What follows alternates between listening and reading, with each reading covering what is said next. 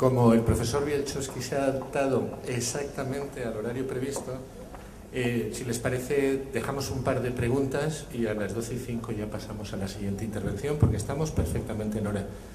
¿Alguien que quiere comentar algo para el secretario de Educación? Ahí está. Deseo preguntarle si en Brasil ya está instituido el bachillerato mediante el sistema virtual, justamente para aquella gente alejada de los centros de educación presencial, pero que se le pueda dar una oportunidad a obtener el bachillerato para poder continuar una carrera profesional, tanto técnica como de licenciatura. Nosotros tenemos un concepto de, en primer lugar, le gustaría de mencionarle que tenemos los cientos asociados de las públicas y de las privadas en 3.500 municipios de Brasil. En todo Brasil, si suman los públicos y los privados, en prácticamente todo Brasil tenéis un sitio donde el estudiante puede acceder para tener materiales. Por tanto, eso no es un impedimento para los estudios de los estudiantes, una vez que ya tenemos una extensión muy grande de cientos asociados. El modelo del Brasil es un modelo que respeta el proyecto pedagógico de la universidad. Si la universidad tiene mucha enseñanza virtual, ok, puede ofrecer poca asistencia presencial que está implicada en todo Brasil. Pero nosotros, cuando fuimos a ver la realidad de la oferta de la enseñanza virtual, percebemos que no era muy verdad, que no teníamos mucha interacción, que teníamos una plataforma donde los estudiantes pegaban cosas, pero yo entiendo e-learning, entiendo enseñanza virtual como una fortísima y preciosa interacción del maestro y tutores con estudiantes. Y esto es caro, no es barato. Es necesario haber maestro que sabe el nombre de cada estudiante y tiene una relación muy estreita.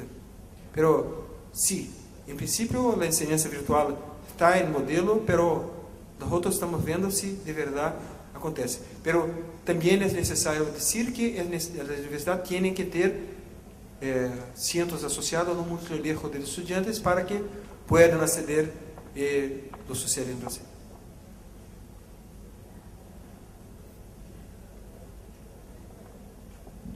Primeiro quero cumprimentá-lo, eu sou o senador Oswaldo Sobrinho do Brasil, sou educador, sou da Comissão de Educação. Parabenizá-lo pela apresentação. Na verdade, eu quero dizer que eu acredito que a educação do futuro é a educação à distância. E eu tenho a felicidade de dizer que sou precursor no Brasil dessa atividade. Eu fui vice-governador do Estado em 1992 e, nesse período, como secretário de Estado, tivemos a oportunidade de buscar no Canadá, no Quebec, a tecnologia para iniciar em Mato Grosso, polo pioneiro, a educação à distância, onde nós tínhamos problemas sérios de formação de professores em zona rural, que não tinham acesso à universidade e que tivemos a oportunidade de ali universalizar a educação naquela região. O primeiro núcleo foi 374 professores formados e logo em seguida espalhou pelo Brasil como um todo. Portanto, o meu estado, a minha província, pela felicidade de, através de uma ação nossa, da Universidade Federal e da Universidade Estadual, que nós criamos também na minha administração, tivemos a oportunidade de criar a educação à distância no Brasil. Portanto, é uma experiência positiva, uma experiência muito boa, tem dado resultados e eu acredito que a educação do mundo, a nível de futuro, passará pela educação à distância. Lógico que a outra não acabará, mas nós teremos condições de essa aqui expandir e ter condições de ter frutos positivos. Inclusive agora, eu estou propondo aqui no Parlatino a criação de um Instituto de Estudos Avançados e, logicamente, vou fazer emenda através da sugestão do meu presidente, que aqui está, no sentido de que esse instituto ele seja colocado a nível de educação à distância, a fim de que possa atingir todos nas Américas, onde precisa que se estude essa intercomplementariedade, essa integração, essa vontade de aproximação dos povos da América Latina. Portanto, parabenizo e digo que, na verdade, o caminho está por aqui. Não há outro caminho a não ser educação à distância. Muito obrigado, senador. Certo? Muito obrigado. Senador, eu quando comecei a minha fala, eu fiz questão de dizer que a educação à distância no Brasil começou na Universidade Federal. Bom, volverei a mi assassinato gramatical. Começou na Universidade Federal de Mato Grosso. E eu sou querido amigo, tinha um querido amigo, Paulo Spellia, Maria Lúcia Neder,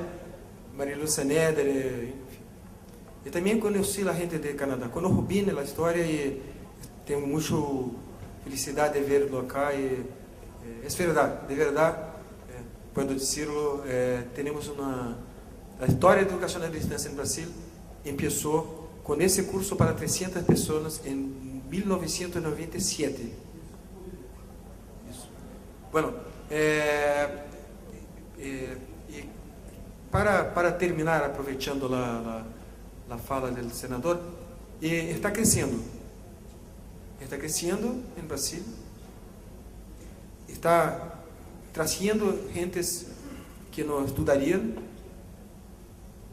e eu creio que o sistema público agora vencemos a resistência colocando os melhores investigadores para hacer os cursos, estão lá, das universidades públicas. E eu creio que o sistema privado, que há 2 anos atrás não gostaria muito que estivéssemos lá, mas pouco a pouco fomos estabelecendo uma relação de negociação e de padrões de qualidade, que agora me parece que nos aceitam e até penso que acham que está bem. Portanto, termino com muito otimismo. Estamos muito contentos em Brasil. Temos um ministro que acredita em educação à distância, o ministro Fernando Haddad. Temos um presidente da República, Luiz Inácio Lula da Silva, que também acredita, le gusta. Já falou que quando depois de presidente, será um curso na Universidade Aberta do Brasil. Não sei se lo hará, mas já disse isso, le gusta muito. Portanto, é um governo que acredita e as instituições estão, creio que bem. Assim que estamos em um terreno muito fértil. Portanto, foi necessário trazer para vocês alguns problemas. É um encontro científico, há que falar das coisas que sucedem, mas, em geral, nós estamos com muito otimismo na implantação da educação à distância no Brasil e com muita felicidade de compartilhar com vocês, com colegas que trocamos muitas vezes, de la UNED, de Loja e tantos companheiros aqui. Assim que, muitas graças a todos.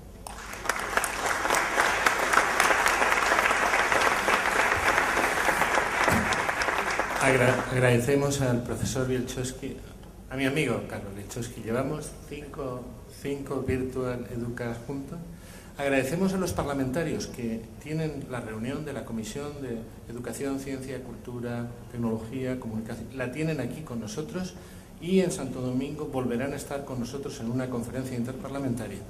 No es necesario reconocer el mucho trabajo que tiene el profesor Wielczewski, que ha hecho un hueco para estar hoy aquí con nosotros. Como siempre, su presentación es espléndida y en nombre de todos los que estamos aquí, yo quiero agradecer al profesor Wielczewski esto y emplazarlo, porque está con nosotras la secretaria de Estado de Educación Superior, Ciencia y Tecnología de República Dominicana, que luego clausurará, pero yo creo que debe aprovechar la ocasión, doña Ligia, para invitar al profesor Wielczewski a estar con nosotros en República Dominicana al 21 al 25 de junio. Si está en el gobierno, excelente; si no está en el gobierno, excelente, porque en todos casos el profesor Wielczewski es una persona y un profesional excelente. Muchas gracias. En 2 minutos empieza la presentación siguiente de Agnès Dusset. Muchas gracias.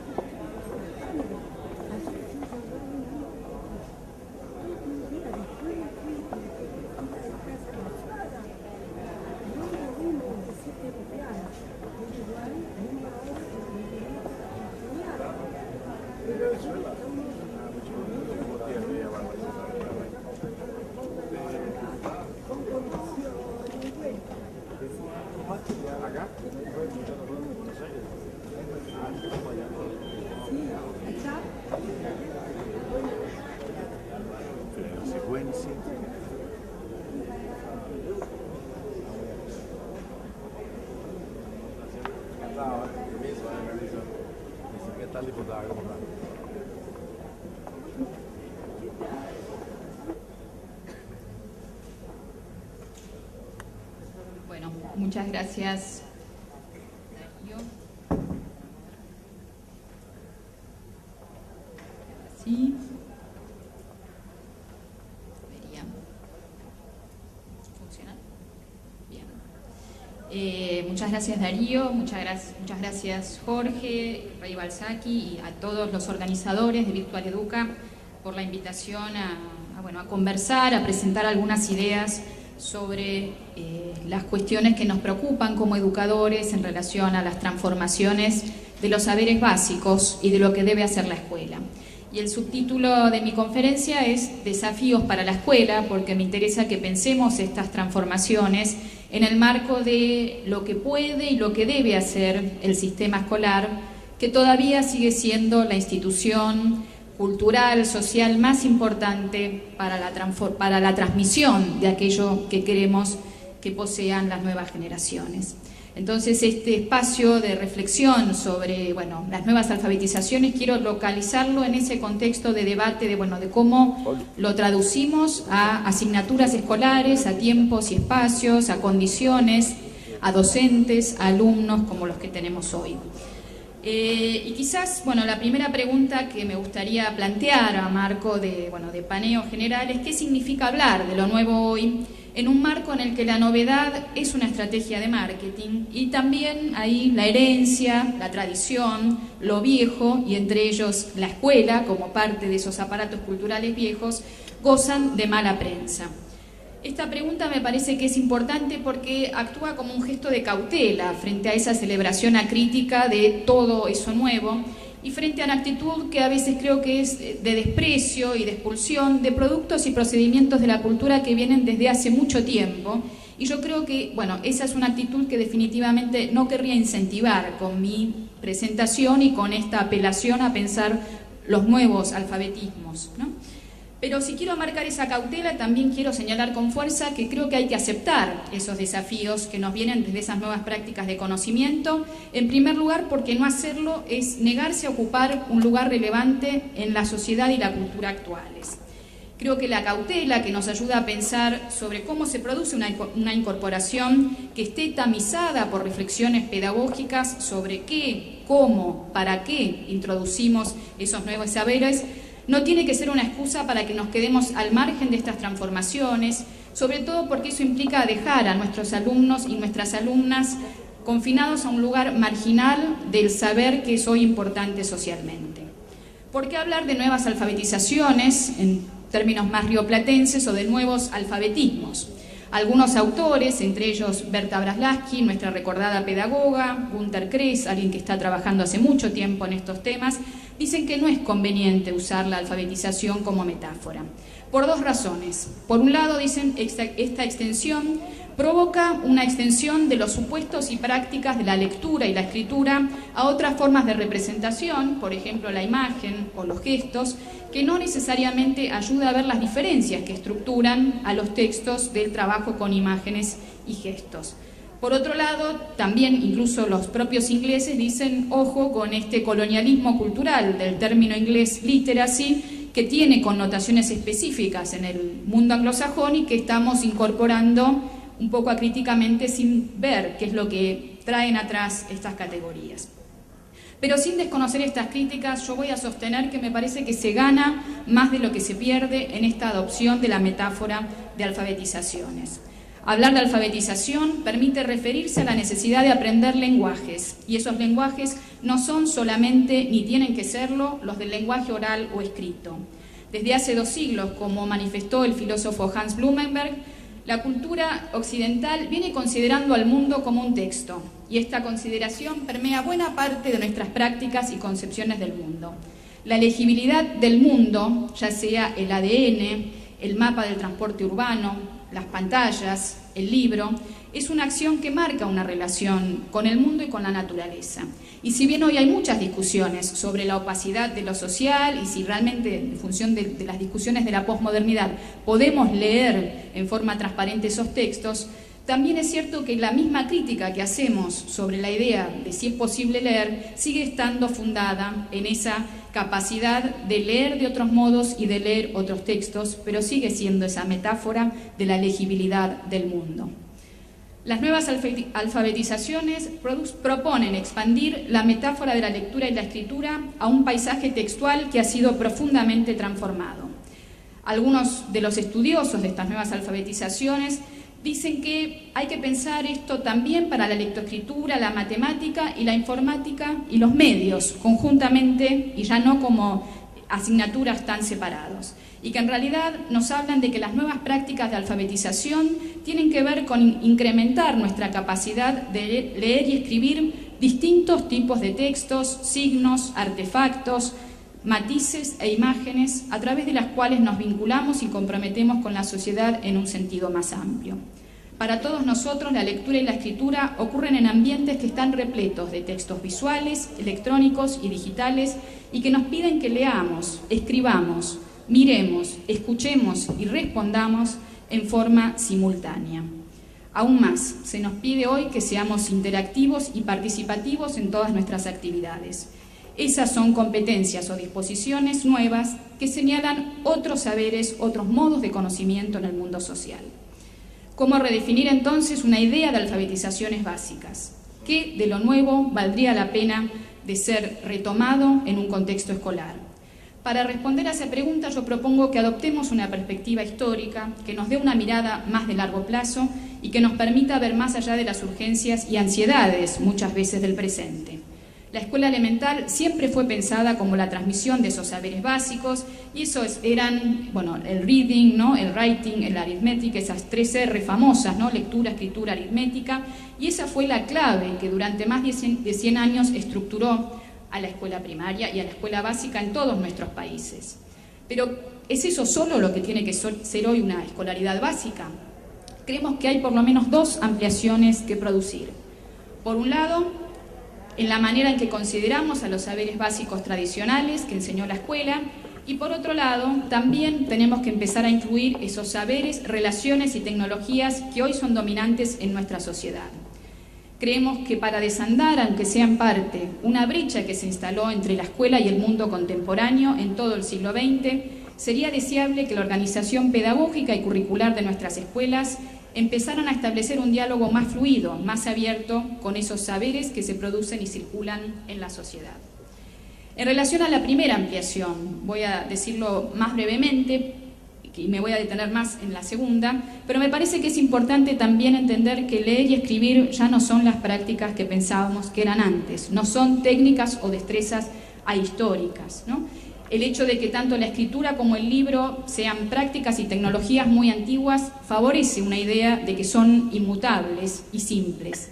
Sin embargo, por ejemplo, nuestras prácticas ya no son más logocéntricas, sino, como decíamos antes, lo hacemos en un paisaje textual que tiene muchos otros estímulos y muchos otros lenguajes, ¿no? Se habla de lo multimodal y lo multimedial, ¿no? Lo multimodal como aquello que combina imagen, gesto, palabra, ¿no? Sonido, y lo multimedial porque viene con muchos medios, como lo estuvimos viendo todos estos días, ¿no?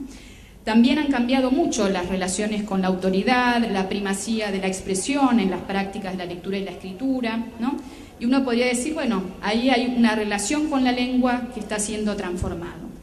Me parece que es útil pensar a la escritura como un modo de representación de la experiencia humana, como una de las formas en que los seres humanos construimos el sentido sobre nuestra experiencia y nos comunicamos, pero que no es única ni total.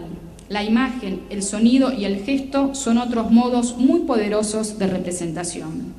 La escritura es sin duda un modo importantísimo de representación y debe seguir siendo central a la escuela, pero no es necesariamente cierto que es el único que permite una simbolización o una actividad intelectual más abstracta.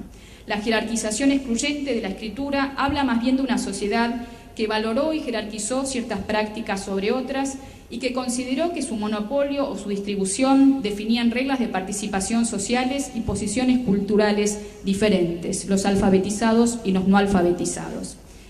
Gunther Kress, acertadamente, reconocer que en realidad ninguna forma de representación es total, ni logra atrapar al conjunto de la experiencia humana, y que si bien la escritura y la lectura tienen enormes beneficios como prácticas de conservación, producción y transmisión de la cultura, no son las únicas dignas de aprender y de enseñar masivamente.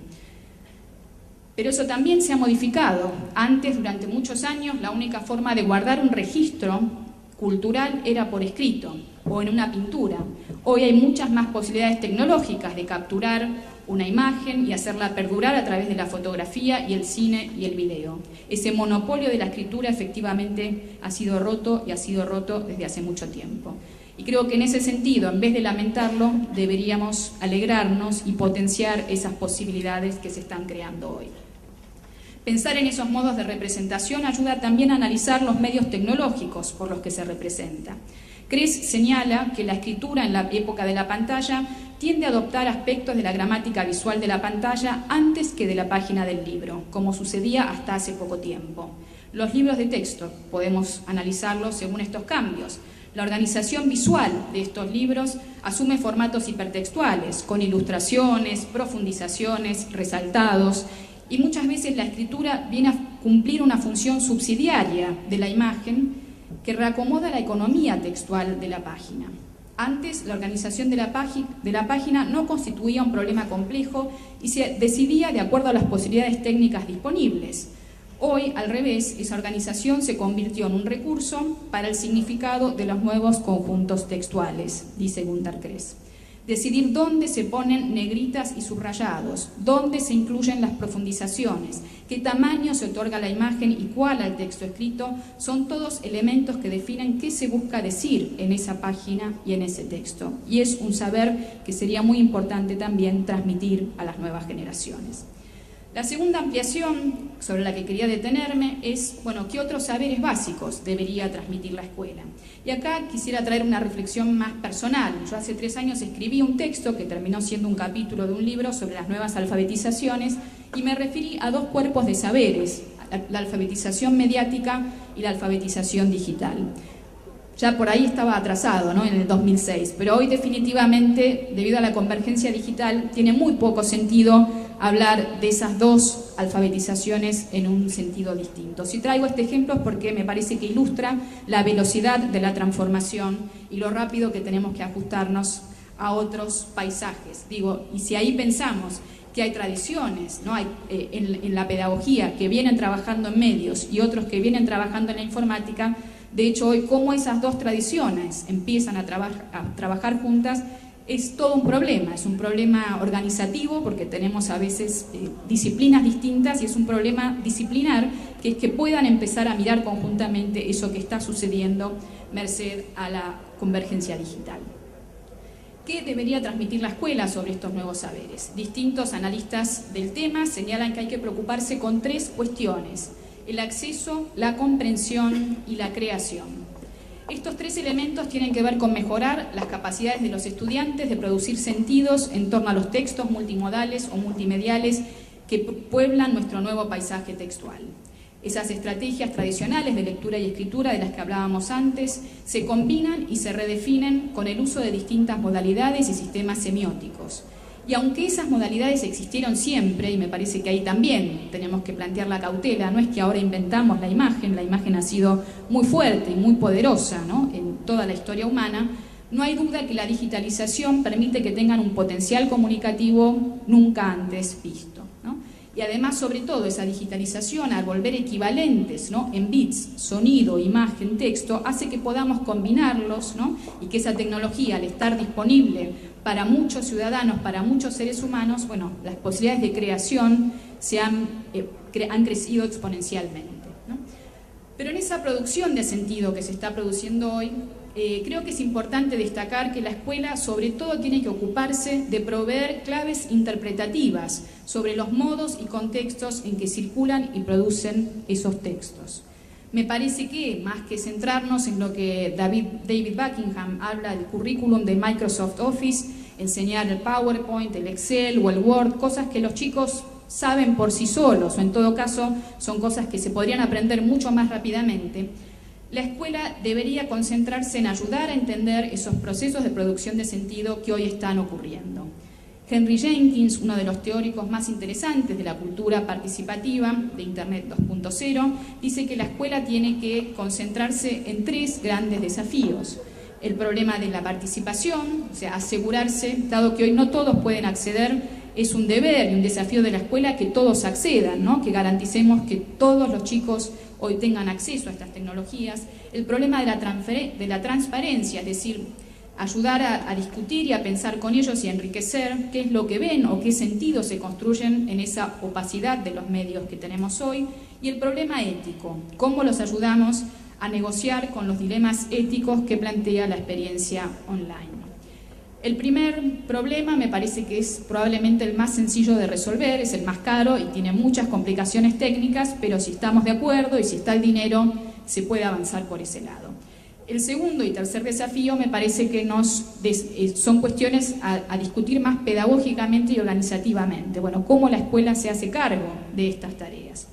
Y yo creo que ahí habría que también plantear algunos rasgos de este nuevo paisaje textual que definen también nuestras tareas en relación a lo que he llamado ese paisaje textual. Ángel Quintana, un historiador de cine y crítico del mundo actual de las imágenes y los textos, dice que hay 3 características, ¿no?, de este nuevo paisaje textual. En primer lugar, el borramiento o confusión de jerarquías entre lo que él llama las imágenes nobles o innobles, lo profesional y lo amateur, lo legítimo y lo ilegítimo. Esto lo vemos también con los textos escritos, ¿no? Vale lo mismo en términos de Internet, no quiere decir que sean lo mismo, pero de hecho por ahí un blog de un amateur tiene muchas más visitas que un periódico reconocido con periodistas profesionales que han sido educados en cómo editar noticias y con otros criterios, por ejemplo, de lo que es la verdad o de la ética de su trabajo. Bueno, esta es una característica también de nuestra época, ¿no? Y esto, como educadores, y además la escuela ha sido tradicionalmente una agencia que construye una autoridad cultural y que jerarquiza, es un desafío muy fuerte, esta confusión y este borramiento de fronteras. El segundo elemento es este desplazamiento de la esfera pública a lo doméstico, ¿no? Bueno, desde nuestras pantallas cada vez más domésticas, del cine al DVD, incluso la pantalla común en la familia, a la pantalla individualizada en los cuartos, ¿no?, al celular. Y no solamente las pantallas, el consumo, lo que se individualiza, sino también muchas veces lo que se muestra, que es mucho más privado y menos de discusión pública y menos de discusión de qué es lo común, ¿no? El sensacionalismo, la vida de las celebrities, ¿no? Bueno, todo esto ha ido ocupando, no sé, los reality shows, el ciudadano común, las historias comunes, privadas, han ido ocupando cada vez más espacio. El tercer elemento es el exceso de visibilidad, o uno podría decir una visibilidad que opera mucho más, porque hay demasiado, tenemos millones, trillones, no sé cuántas, ¿no?, imágenes circulando en Internet, y si antes uno por ahí estaba en un régimen que operaba más censurando, hoy la censura es irrelevante, pero en realidad uno se pierde o desconoce más porque es un océano de cosas que no puede navegar, ¿no? Se pierde en ese océano. Y creo que hay también, además de estos 3 rasgos que me parece que definen algunas cuestiones para la escuela, algunos otros que quisiera destacar, ¿no? Y aquí creo, cuando antes hablaba de la convergencia digital, creo que hay que empezar a ocuparse, ¿no?, de ese terreno que hoy definen los nuevos medios. Por nuevos medios digitales quiero entender al conjunto bien heterogéneo que componen los celulares, las computadoras personales, las redes sociales, los videojuegos, ¿no? Bueno, todo este paquete de nuevos medios que han ido creciendo cada vez más como formas prioritarias de comunicación y de producción de sentidos. Esos nuevos medios tienen como una de sus características definitorias el de ser tecnologías que permiten la autoría, ¿no? En el sentido, en inglés se dice authoring technologies, bueno, esto de que yo puedo crear, ¿no?, con esas tecnologías mis propios textos. Se habla de la interactividad que posibilitan, pero más que ese rasgo, que por otra parte puede decirse en relación a cualquier texto escrito, uno como receptor no es pasivo, uno siempre interactúa, ¿no?, con un texto, pero en este caso está la posibilidad de programarlos y está la posibilidad de crear textos, no solamente de recibirlos y leerlos activamente, ¿no? Hay un Andrew Byrne, un especialista en estos temas, maestro de medios de Inglaterra, dice que se pueden hacer estos procedimientos, en realidad algunos de ellos ya se hacían, pero a una escala muy superior. La iteración, la posibilidad de revisar indefinidamente nuestros textos, la retroalimentación, el despliegue del proceso de trabajo y sobre todo los dos que siguen, la convergencia, integración de modos de autoría distintos, por ejemplo, imagen y audio, y la exhibición, ¿no? Esto de poder traducir o navegar entre distintos medios, lo que se llama hoy la navegación transmediática, desplegar ese trabajo en distintos formatos y plataformas para distintas audiencias, ¿no? Puede decirse entonces que esto genera posibilidades expresivas muy novedosas y muy desafiantes, ¿no? Hay algunos informes que se han hecho recientemente tratando de ver cómo los jóvenes usan estos nuevos medios y en general todos esos informes destacan que hay una posibilidad, digamos, hablan de permisibilidades, ¿no?, affordances en inglés, eso que nos permiten hacer estas nuevas tecnologías. Es muy interesante, es muy creativo. Acciones y procedimientos que permiten, no sé, la apropiación, la recreación, ¿no?, la traducción de un lenguaje a otro, ese sampleado, ese remix, que crea nuevas colecciones de la cultura. Pero al mismo tiempo, uno podría decir, como lo ponen en evidencia estos mismos autores, esas posibilidades están mediadas por las industrias culturales y lo que se produce suele estar, al menos en buena parte, dominado por los géneros, los materiales y procedimientos de esas industrias. Y aquí hay algo para reflexionar desde la escuela. Por ejemplo, David Buckingham evidencia que los docentes puestos a crear los adolescentes puestos a crear cortos de ficción recurren generalmente a la parodia y la denuncia sensacionalista y no usan, que son los géneros televisivos más conocidos, y no usan porque no los conocen, otros modos de narrar historias o situaciones. La autoría me parece que ahí es un término que conviene revisar y hay un viejo teórico, Bakhtin, ¿no?, que algunos de nosotros lo leímos en la facultad, que habla de, bueno, que una voz siempre es polifónica, una voz uno para hablar usa retazos de los lenguajes que tiene a mano. Esto mismo vale para esas creaciones audiovisuales que prometen ser muy originales y sin embargo también reproducen lo mismo que nos pasa con el lenguaje hablado, ¿no?, las palabras y las formas que conocemos, ¿no? ¿Quién habla entonces cuando se produce un texto audiovisual? ¿De quién son esas imágenes, esos sonidos, ese montaje, ¿no? Creo que ahí conviene enunciar todas estas propuestas de la creación, de nuevo con cierta cautela, para no caer en visiones celebratorias que desconocen esos márgenes de la libertad creativa y estética que se tienen en cada caso. Y en la medida que los desconocen tampoco los pueden enriquecer, tampoco los pueden ampliar, ¿no? Y aquí, insisto mucho, no alcanza entonces con darle la cámara a los chicos y creer que con eso resolvemos el problema de la autoría, ¿no?, de textos propios, sino de educar esa posibilidad de crear de la misma manera que hemos sabido o hemos querido educar su posibilidad de crear textos escritos, ¿no?, en otras épocas. Por otro lado, creo que hay que reconocer, como decía antes, que estas nuevas tecnologías generaron una explosión de ese acervo de textos y producciones que es impresionante. Hay otro de las personas que me gustaría hoy traer a la conversación es Arjuna Padurai, es un indio que vive en Nueva York y que ha sido en Chicago, pero bueno, es de esta diáspora postcolonial, ¿no?, que es el que para mí ha producido reflexiones más interesantes sobre la globalización de la cultura, quizás por venir de la periferia y mudarse al centro y entender esa experiencia de la traducción y de la migración, ¿no?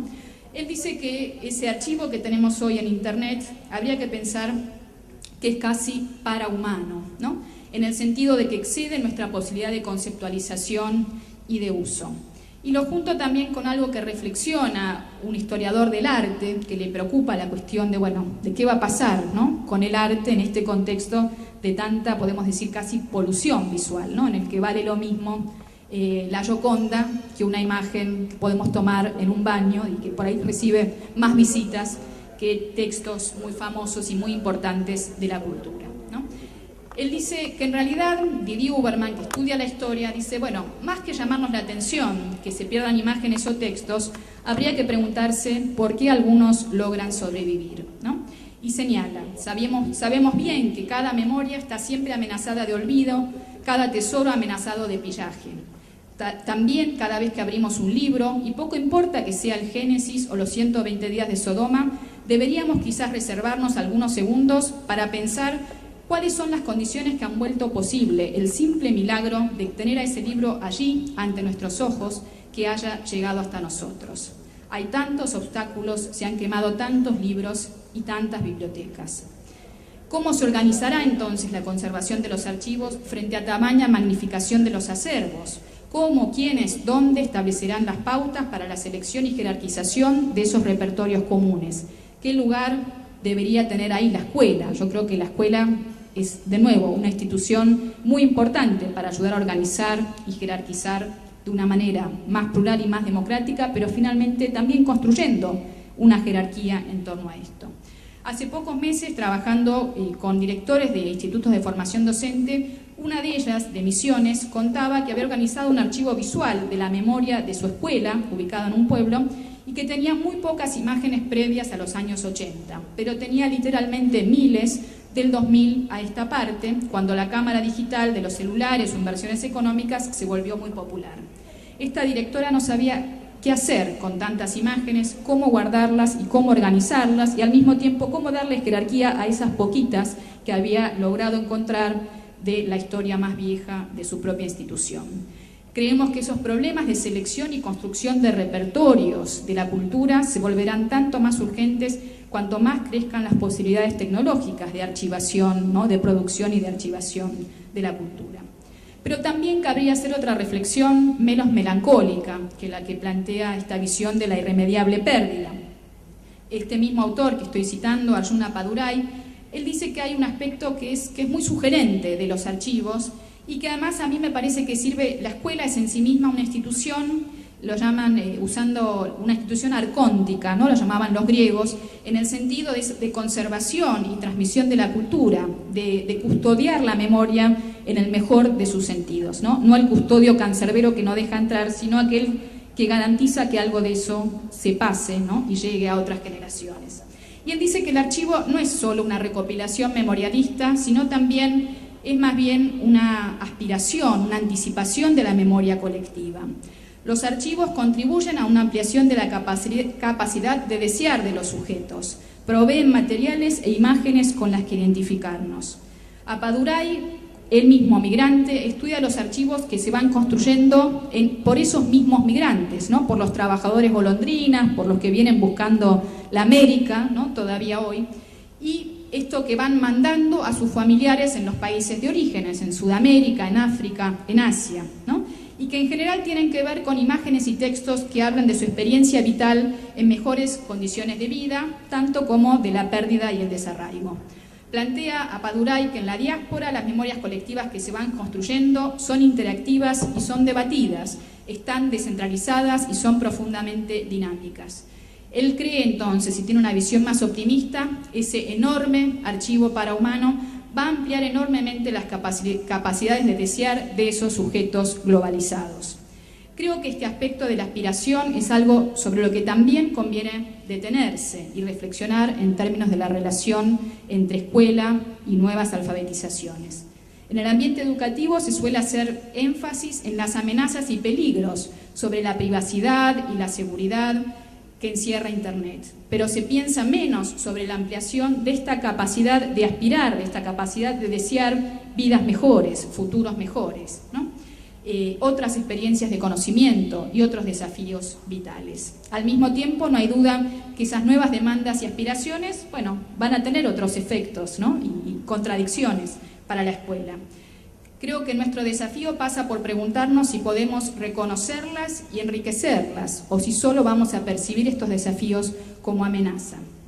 Esa pregunta, que parece tan sencilla de responder, decimos, no, sí, hay que reconocerla y enriquecerla, apunta, sin embargo, a algo que está en el corazón de la escuela y que no es tan sencillo de cambiar: su jerarquía de saberes, su manual de procedimientos, su organización de lo visible y de lo que es posible decir.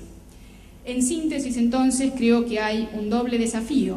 Por un lado, hay que enseñar otras formas de ser usuarios y productores de esa tecnología informática y de los medios de comunicación de masas, de los nuevos medios, y también creo que hay que producir textos, hay que producir videojuegos, como estuvimos proponiendo, hipertextos, software, documentales, fotografías, textos escritos, contextos y experiencias que estimulen y desarrollen esas capacidades que están en las nuevas tecnologías, pero que no necesariamente se están desplegando en esas direcciones. Poner muchas computadoras, videos o filmadoras en las escuelas no va a resolver el problema de producir esas nuevas experiencias de escolarización que nos parecen necesarias.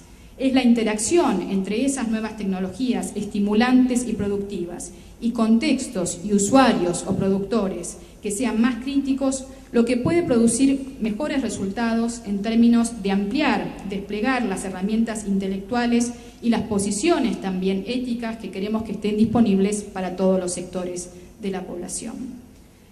Para ir cerrando, entonces, quiero traer un poco la tecnología y el futuro, ¿no? También. Y en ese sentido, me parece que hay una discusión que nos sobrevuela en muchos casos, que plantea, bueno, que estas nuevas alfabetizaciones, las nuevas tecnologías, los nuevos medios, los cambios profundos en la gramática escolar, están medio fuera de lugar, son un lujo en el contexto de escuelas que tienen urgencias mucho más apremiantes, ¿no? Y mucho más dramáticas en muchos casos, ¿no? Sin embargo, pese a que reconozco que hay ahí una cuota que, bueno, cuando uno dice cuando falta de comer, cuando faltan elementos básicos, sin duda hay que ocuparse de eso, pero creo que no podemos postergar la incorporación de estas nuevas alfabetizaciones en las escuelas hoy, ¿no? Con lo que podamos, como podamos, ¿no? Lo mejor que podamos, mejor dicho, esforzándonos para que ese cómo podamos sea hecho de la mejor manera posible. Creo que, vuelvo al principio, renunciar a trabajar estos temas, a incorporar estos temas, es también un gesto fuera de lugar, un gesto que perpetúa una desigualdad y que produce efectos. Tomemos, por ejemplo, la cuestión de las computadoras, tan presentes hoy en la discusión argentina y no solamente argentina. Podemos argumentar, como lo hace un libro que se publicó en los Estados Unidos, que las computadoras son el ítem más sobrevendido y más subutilizado en la educación. Ese es el título del libro, ¿no? De Larry Cuban. Y que su introducción en el paisaje escolar no cambia necesariamente por sí mismo, sino va acompañado de otros cambios y replanteos.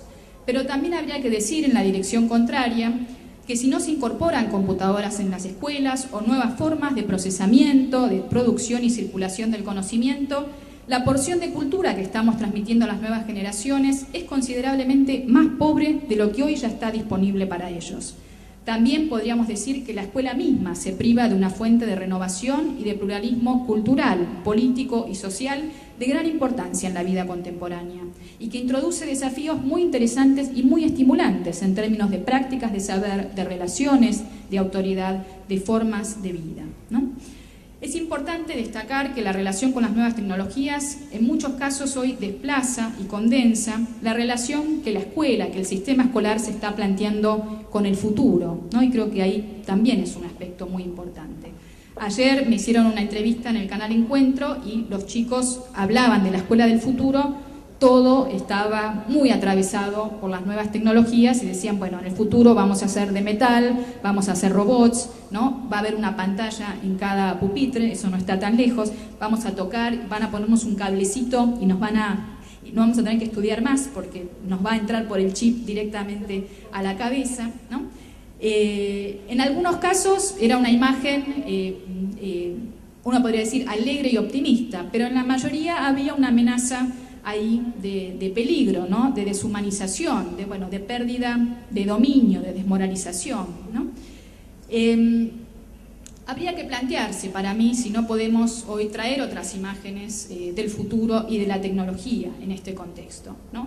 Y en ese sentido me parece que un punto importante es no suponer desde el vamos la exclusión de saberes y posibilidades que sí están disponibles para otros chicos y adolescentes en todos nuestros países. Los nuevos medios van a ser parte de nuestros futuros, de esta manera que hoy la vivimos o de otras maneras. Y si bien no sabemos si esas fantasías paranoicas y distópicas que muchos a veces portan, ¿no? Sobre, va a ser un futuro negro, robótico y sin humanos, no sabemos si eso se va a cumplir o no, no estaría mal pensar que estamos a tiempo de hacer algunas cosas para impedir que ese futuro tome esas direcciones. Pero sobre todo creo que negarles a nuestros alumnos, así estén en situaciones de vulnerabilidad social importantes, negarles el acceso a ellos, y la disposición para interactuar con ellas, no va a ayudarlos en nada a mejorar su situación. Más bien es probable que les cierre más perspectivas y los condene a un circuito local de marginación y de pobreza material y simbólica en la que terminarán refugiándose. Ampliar sus mundos, explorar otras perspectivas, ayudarlos a ubicarse en otras posiciones, enseñarles a leer otras cosas y de otros modos, como decíamos antes, sigue siendo el desafío de los educadores, el de antes y el de ahora.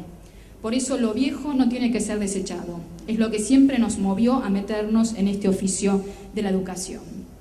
También quisiera destacar que hay algo que me parece especialmente importante en el marco de este archivo que opera por el demasiado, ¿no? Por la inundación de imágenes y mensajes a un ritmo desenfrenado, y que me fue sugerido por la lectura de un libro de Alain Bergalá, un cineasta que se metió a trabajar en la educación, en el cine en la escuela, que tiene un libro fantástico que se llama La hipótesis del cine en la escuela. Bergalá dice algo que para mí es muy importante para los educadores. Dice, en materia de transmisión, solo cuenta de verdad simbólicamente lo que está designado. Y la presencia de objetos que uno puede mirar, tocar, manipular, forma parte de esa designación. Hoy es más importante que nunca, en la era de lo virtual, que haya objetos materiales para la clase, sean software, sean películas o sean libros. El acceso a las películas a través de Internet no cambiará nada de la cuestión esencial de la designación que dice esto es para ti. El lugar de la escuela, pero más me animo a decir que es el lugar del docente, del maestro, de su cuerpo, de su voz, de su escucha, es el de la designación, el de decirle en este océano de imágenes y de textos a sus alumnos, esto es para vos. Porque habla de eso que te preocupa, de lo que viviste, de lo que te interesa, de lo que todavía no podés imaginarte, y sin embargo yo creo que puede ayudar a que le des forma, a que le des otro lenguaje, otros contenidos, otras esperanzas, otros deseos. También creo que sería deseable empezar a trabajar más sobre lo que implican estos nuevos paisajes textuales. Y en ese sentido me parece que hay que preocuparse sobre esto que somos hoy, que es también y quizás ante todo una comunidad de espectadores, ¿no? Esa comunidad de espectadores en la que estamos siendo educados por el espectáculo mediático, que construye una cercanía y una distancia, ¿no? Tenemos la pantalla muy cerca, al mismo tiempo es algo que sucede lejos, una cercana distancia que es ética y políticamente problemática, es quizás una de las primeras cuestiones sobre las que deberíamos ocuparnos como escuela. Una autora norteamericana, Susan Sontag, que trabajó la cuestión de qué se aprende, ¿no? Cuando uno mira un espectáculo de guerra, unas imágenes traumáticas por la televisión y no puede hacer nada, dice una frase que a mí me quedó resonando, dice, bueno, no tendríamos que suponer un nosotros cuando el tema es la mirada al dolor de los demás. ¿Cómo se forma ese nosotros de la comunidad de espectadores? ¿Qué tipo de administración de los saberes y de las pasiones instala, ¿no? Algunos dicen que en realidad la violencia de los medios no es tanto su contenido violento, sino la violación sistemática de esa distancia, ¿no? De esas estrategias espectaculares que confunden, voluntariamente o no, esa distinción de espacios y de cuerpos para producir un continuum confuso entre la pantalla y nosotros que borra toda chance de alteridad. Por eso me parece que la escuela tiene que ayudar a analizar esos efectos fusionales y confusionales de las pantallas, de la pantalla de la computadora, de la pantalla de la televisión, ¿no? De las pantallas de los videojuegos, de las muchas pantallas con las que hoy convivimos, ¿no? Y creo que ese tendría que ser un elemento de esa trama cultural que queremos plantear, ¿no? Que habilite mejor para recrear alguna cosa en común. Una francesa dice, ver con otros, he ahí la cuestión, ¿no? En este mundo cada vez más de pantallas más individuales, de contenidos más individualizados, ella insiste, ver con otros, ¿no? Ya que vemos siempre solos y no compartimos más que lo que escapa a la vista. Hay un elemento importante que hace a lo común, a qué puede seguir tejiendo y tramando una sociedad donde nos importe lo que le pasa al otro.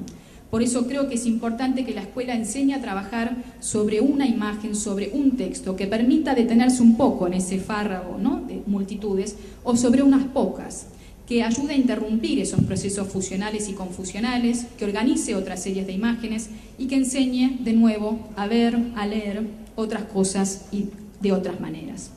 Para ir terminando, me gustaría retomar una idea que se plantea en una conversación entre George Steiner y una profesora francesa, Cécile Lajali, sobre el valor de la transmisión cultural. Es la profesora la que dice en ese diálogo, que vale la pena leer para todos los educadores, nadie es consciente de lo que es hasta que no se enfrenta con la alteridad. La escuela siempre lo fue, pero más todavía tiene que serlo ahora, es el lugar en el que nos pone en contacto con un mundo otro.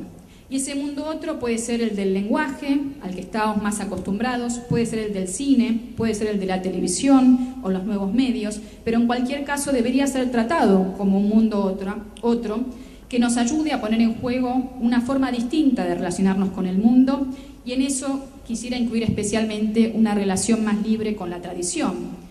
Creo que precisamente para reconocer el lugar de la transmisión y de la tradición, ¿no? De aquello que tradicionalmente hizo la escuela, que es construir esa herencia cultural, legarnos esa herencia cultural, sería muy importante que esa tradición esté presente para que sea reescrita y no negarla y excluirla en nombre del valor de la novedad, ¿no? Muchas veces yo propuse el ejercicio de, bueno, ¿por qué no pensar el texto del Martín Fierro, un texto tan importante para la cultura argentina, en sus distintas recreaciones a lo largo de las décadas, ¿no? En la historia argentina? Y bueno, y leer el Martín Fierro, y leerlo a Lugones, hablando de esto en 1913, y también leer y ver Los hijos de Fierro, la película de Pino Solanas, ¿no? A fines de los 60, y leer, no sé, las producciones que se hicieron recientemente de teatro infantil, Hugo Midón, ¿no? Que recrea un poco la gauchesca en otras claves.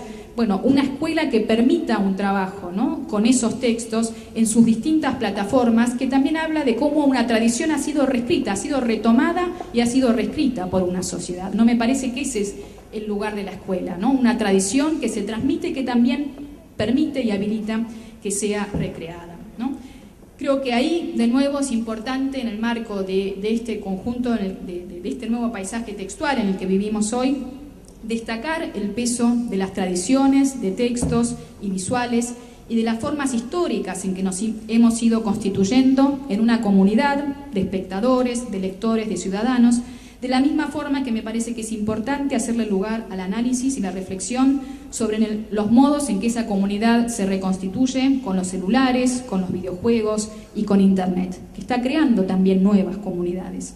En ese cruce y rearticulación de temporalidades pasadas, presentes y futuras, puede darse lugar a una transmisión que no sea planteada como una repetición mecánica de una historia, sino como el pasaje de una tradición que se renueva y se redefine con cada nueva generación, con un pasaje que combina tecnologías viejas y tecnologías nuevas, como una acción que mantiene, finalmente y por suerte, una escala humana. Muchas gracias.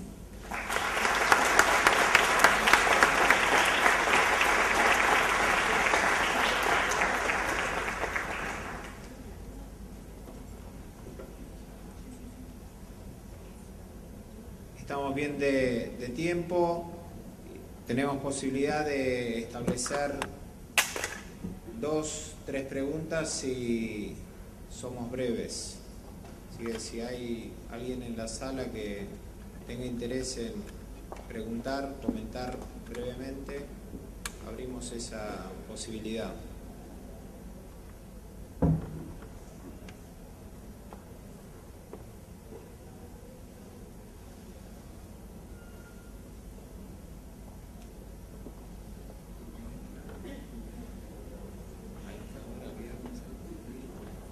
Bueno, me interesó mucho y realmente me introduce. Yo soy docente de alma y me hace reflexionar mucho, porque toda esta cuestión de la modernidad y la tecnología es como contrasta con mi cultura, y siempre tengo esa cuestión, por dónde seguimos, y a veces me parece que se aborda mucho la cuestión de la modernidad y nos aportamos las cosas tradicionales y prácticas. Y mi interés, creo que, y mi preocupación también, me parece que es cómo conciliamos la práctica con la cuestión real, porque en este mundo complicado y que nos toca vivir, y no sé, creo que para los jóvenes y niños y aún los que no han nacido, me llamó la atención lo que decían los jóvenes, esto de los chips, y a mí me preocupa, porque un día por ahí vamos a estar bien adiestrados con la tecnología, pero no vamos a saber pelar una papa. Entonces, creo que un chico no va a saber ponerse un botón, o lavar una ropa, o afrontar una mínima situación doméstica. Y por ahí, mientras hablábamos de cine, digo, ¿y qué pasaría si por ahí a las prácticas afianzamos el conocimiento de los prácticos en la escuela, o cómo ponemos una planta, o cómo la vemos crecer, o lo que visitamos, y ese aprendizaje práctico lo llevamos después, por ejemplo, a un video donde se muestra y se incentiva a otro, pero que esta tecnología en realidad sirva para enseñanza integral de la vida, porque a lo mejor sabemos también manejar mucho la tecnología, pero si nos encontramos en una situación no sabemos cómo prender fuego, cómo montar un caballo. Y bueno, seguro que es por mi cuestión cultural, ¿no? Y creo que yo, por mi problema de salud, tengo prohibido usar la computadora. Por el médico soy diabética y estuve en riesgo de quedar ciega. Pero realmente creo que yo nací en una comunidad, que hoy es una comunidad chica de 20 familias, que no saben los chubutenses en dónde queda, y de mi cultura tehuelche ancestral, de mis abuelos viviendo en toldo, pero mi abuelo tenía una biblioteca dentro. Puedo conciliar la cultura ancestral y la cultura, ¿no es cierto?, occidental, y soy profesional, estudié de grande. Entonces creo que mi pensamiento, porque también podría ser que al vivir una sola cultura, podría tomar como un solo enfoque, pero tener y vivir, claro, yo a veces digo, cuido el medio ambiente y uso celular en vez de hacer señales de humo, pero la necesito. Entonces esa es como una permanente preocupación cuando estoy en estos eventos, pero sé que también, mientras hay chicos que no saben ni escribir ni leer en muchos lugares del mundo, sé que tampoco podemos limitar a otro que tiene una demanda de otro conocimiento en cuanto a la informática. Pero la cuestión de que la escuela pueda conciliar estos dos aspectos, lo práctico, lo cotidiano, con la tecnología de primer nivel, es una cuestión que me parece que tenemos que hacer un abordaje y cómo lo ponemos en práctica. Sí. Bueno, muchas gracias por el comentario, y creo que efectivamente sí, la escuela tiene que combinar o en todo caso tiene que definir qué es lo que vale la pena transmitir de acuerdo a ese contexto, no solo local, ¿no?, en el que se ubica, sino una definición de un contexto de sociedad común, ¿no?, que uno quiere desarrollar.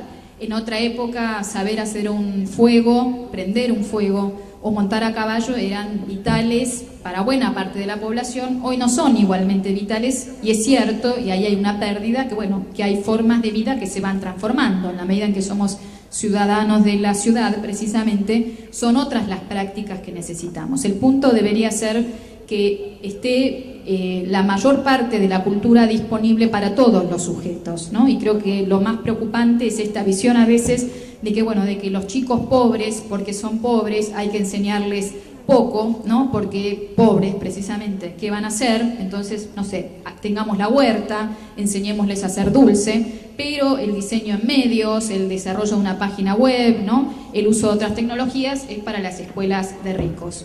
Y esto, además, la tecnología está demostrando que no es así. La difusión de estos medios está democratizándose muchísimo. Si uno mira hoy lo que es la penetración de los celulares, ¿no?, incluso de las computadoras personales, bueno, muchas veces cambian las formas de acceso a esas tecnologías, es en el cibercafé y no es en la casa, pero es en la escuela muchas veces. Bueno, y tiene que ser en la escuela, ¿no? Lo que queremos es que accedan a ellos y que puedan hacer, digamos, no solamente el acceso, sino que puedan incrementar su comprensión, sus usos, ¿no?, y sus decisiones éticas sobre cómo se posicionan frente a eso que circula en los nuevos medios. Me parece que ahí es exactamente el lugar de la escuela.